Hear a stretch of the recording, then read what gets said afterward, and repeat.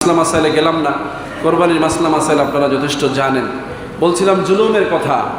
কোরবানি একটা বড় আনুষ্ঠানিকতা। এই কোরবানিকে কেন্দ্র করে পৃথিবীতে বহু জুলুমের ঘটনা ঘটেছে।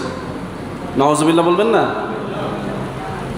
বোরহান উদ্দিন গরু কোরবানি করেছে, গরু জবাই করেছে গোস্ত খাওয়ার জন্য। কি খাওয়ার জন্য? এই গোস্ত কাকে সিলে ছো মেরে নিয়ে গেছে। গোস্ত গিয়ে পড়েছে রাজা বল্লাল সেনের বাড়িতে। কার বাড়িতে?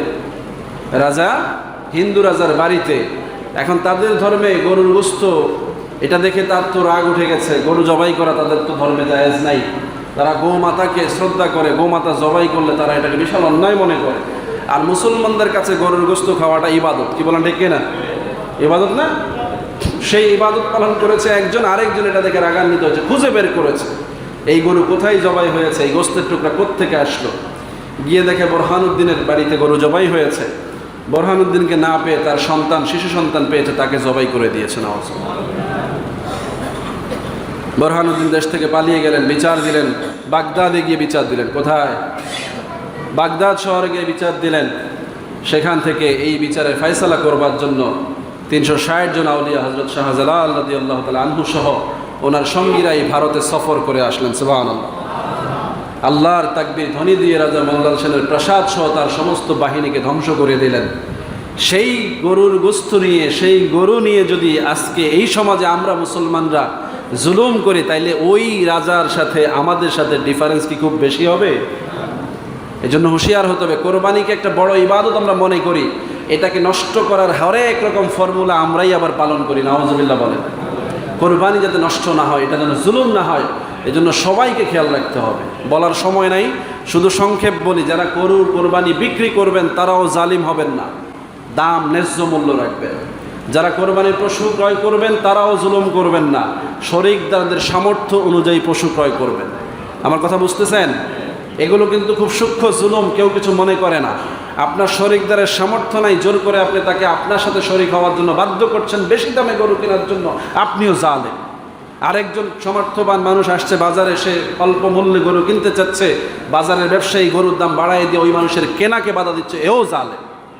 কথা বুঝতেছেন কিনা? এরকম সূক্ষ্ম সূক্ষ্ম অনেক জুলুম আছে। গোস্ত বন্টন করার মধ্যে জুলুম আছে। সকল শরিক সমান অংশীদার, সকল জায়গার মাংসে সমান অংশীদার। কথা বুঝতেছেন?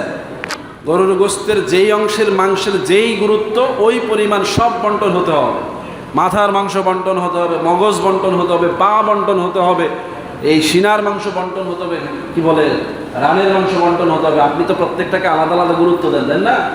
আপনি যদি চিন্তা করেন ঠিক আছে শরিকদার 4 জন, 4 পাও নিয়ে যাও, কোরবানি হবে? হবে না, কারণ 4টা পা একই মানের না। আপনি যদি চিন্তা করেন ঠিক আছে 2 জনের শরিকদার, অর্ধেক করে, অর্ধেক পিছনের অংশ তুমি নিয়ে যাও, সামনের অংশ আরেকজন নিয়ে যাও, কোরবানি হবে? হবে না।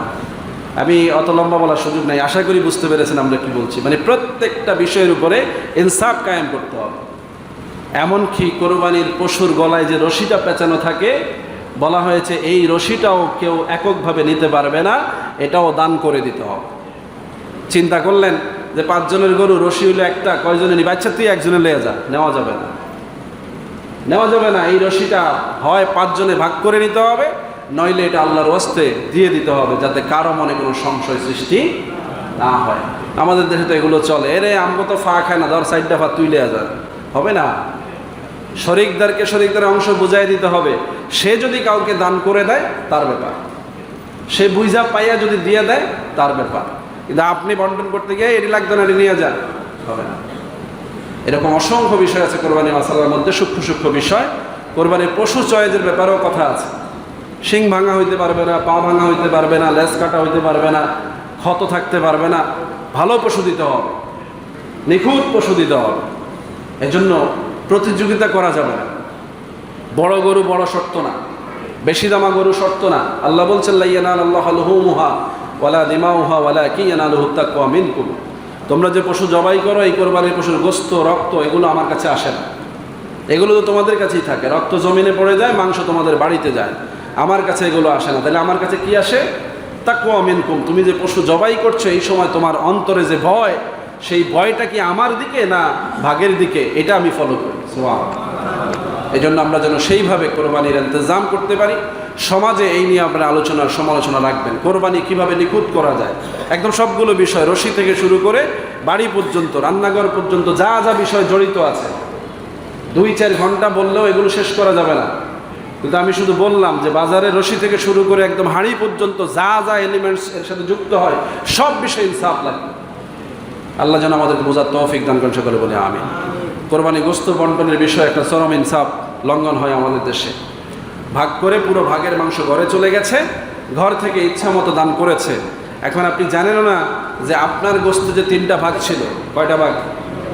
1 ভাগ পরিবারের, 1 ভাগ প্রতিবেশী বা আত্মীয় স্বজনের, আরেক ভাগ ছিল গরিব মিসকিনের।